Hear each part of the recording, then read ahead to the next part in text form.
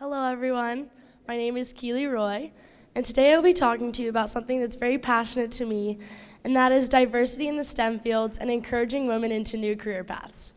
So I want to start off with talking about what is STEM, for those of you who are not familiar with it. STEM is an acronym that stands for Science, Technology, Engineering, and Math, and currently in the US, there are 8.6 billion available STEM jobs, and this number is only increasing.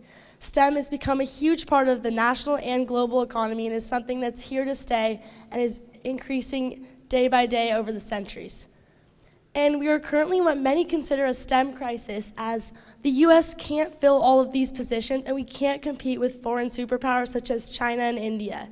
For every one STEM student that graduates in the United States, China graduates 293 of these same STEM students from one of its universities.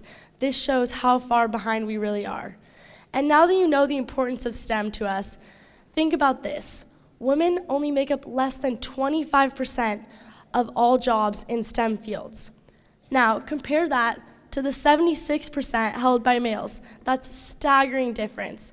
And to put that into a more understanding concept, only 1 in 7 engineers in our country are female.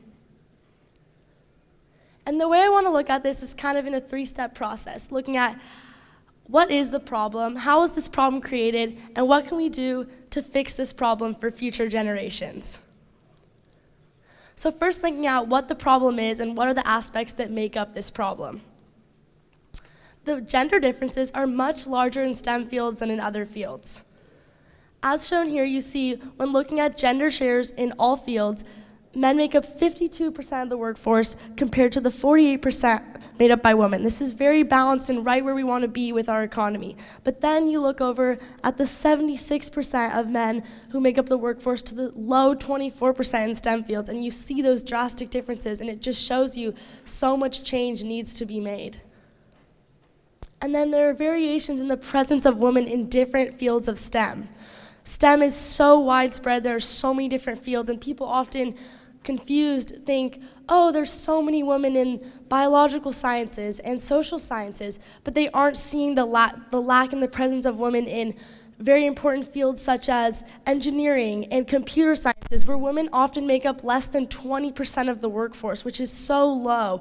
And it just maybe means that the approach has to be not just encouraging women into all STEM fields, but encouraging them into those fields where their presence is lacking the most and where they feel the least comfortable and the least represented.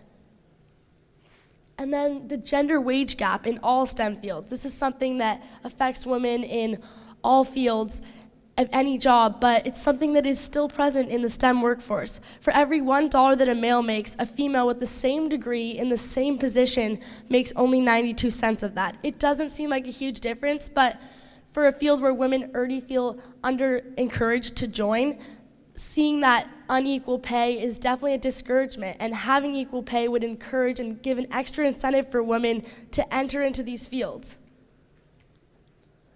And then this is what I find the most saddening and the most important point to really look at more deeply is the fallout of women in the STEM workforce after college. So many women go into STEM fields, pursue a STEM degree at a university, which is often thought to be one of the most rigorous and difficult degrees to obtain at most universities, and many of them end up switching careers after obtaining that degree, going through all the work, spending the money, and then they don't pursue the degree because they say they can't find steady employment or a job that fits their needs. And it's so sad to think that people have to go through all that work and then be left starting back at block 1, finding a whole new career after all that. And as shown like here, 20% of engineering school graduates that are women, only 11% of those continue to work in the workforce and use that degree, which is almost 50% of them dropping out and changing careers after getting the initial degree. And then you look at 100 female bachelor students, in the end, only 3 of these will continue to work in STEM 10 years after graduating, which is close to 1%, which is unremarkably low, and honestly hard to imagine that many of them are changing career paths. And it shows that there is something going on. This is a pattern and it has to be fixed. And then looking at how is the problem created and what are the different aspects that contributed to creating this problem.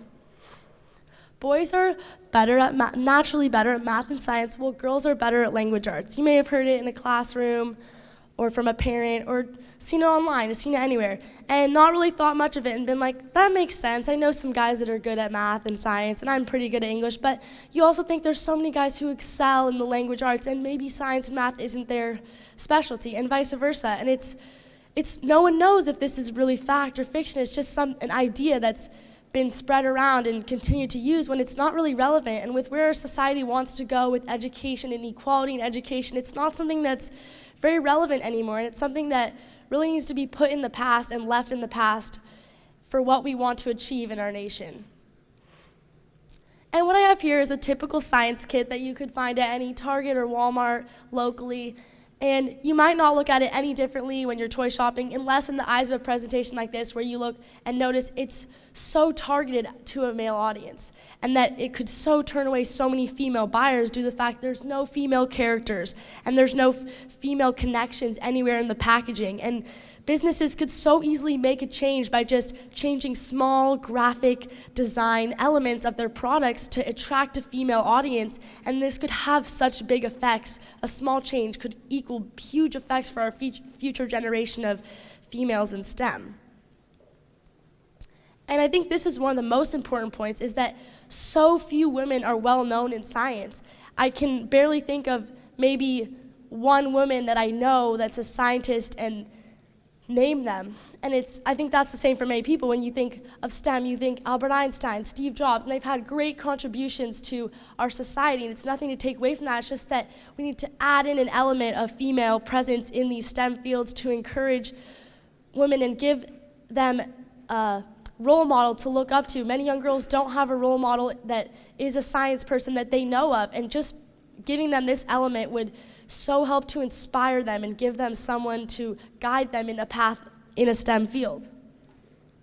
And 70% of women who have not pursued careers in information technology attribute their choice to not knowing what opportunities were available to them. And this just goes to show you that women don't think that there are opportunities for them in STEM, and no one wants to go into a field where they don't think there's an opportunity for them. And so if women just knew that there's so many opportunities, and that if we keep providing them and showing them opportunities are available, so many more of them would want to pursue these careers. And a personal experience, back when I went to St. Rose, a little nerdy, I was on the academic decathlon team. It's a school team outside of school, but I really enjoyed it, and I loved being the science representative. I've always loved science. I was so passionate about it, and I always felt science was such a girl thing as it was a guy thing, until I went to the meet and I was one of two girls in a room full of guys, and that was the first time I really noticed that women aren't super present in the science world especially, and in STEM overall. And for me, that was sad to see, and something that I hope to see change for myself and for other girls in the future. And then I think the most important aspect of this whole presentation is, what can we do to fix this? Because it's something that can so easily be fixed with the future generation, and so they have a better future. And then women want STEM jobs where they matter to people, communities, businesses, and government. And it just goes back down to natural human desires. People want to feel wanted, and these women want to feel that the STEM industry needs them, their skills, their expertise, their new ideas, and the diversity that they would bring and help the STEM programs to have better success. And it's just important to let them know that we need them, that we need their help. We can't keep striving and achieving better without them. And some ways looking forward that we can improve this is by promoting and publicizing the accomplishments of various women globally in the STEM fields, and encouraging girls at all classroom levels, starting in the young grades of kindergarten and pre-K, to look into STEM and look into science and be interested in it, and teaching in a way that engages them, and promoting programs that bring awareness to this and help to provide STEM opportunities for young girls. Some of these organizations include the Girl Scouts of America with their new cyber badges, Senator Hassan, who's worked very hard to get many acts passed to promote women in entrepreneurship, especially in the STEM fields, and other associations like the one for Women in Science that provide money in the form of grants for women at all levels of STEM education and provide opportunities for young girls to get involved in STEM.